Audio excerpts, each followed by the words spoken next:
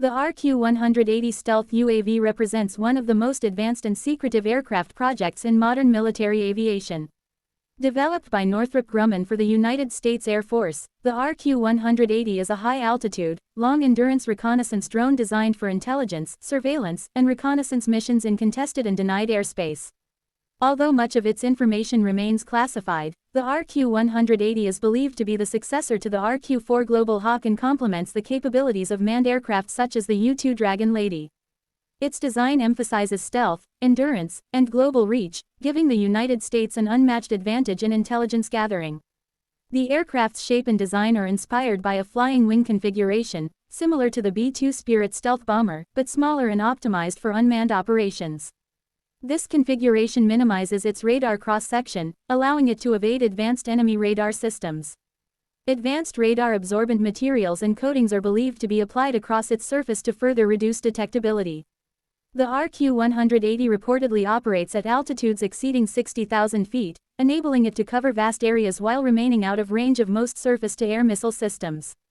Its endurance is thought to be over 20 hours, allowing continuous surveillance deep into enemy territory without the need for forward bases or aerial refueling. Equipped with state-of-the-art sensors, the RQ-180 can perform multiple roles simultaneously.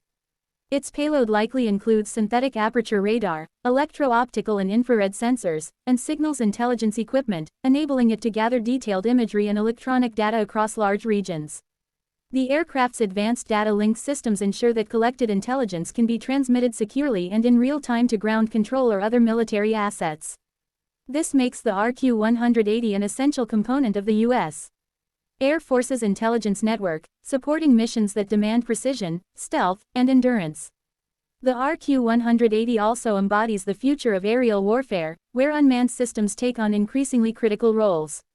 Unlike earlier UAVs, which were designed mainly for operations in permissive airspace, the RQ-180 is built to penetrate heavily defended areas.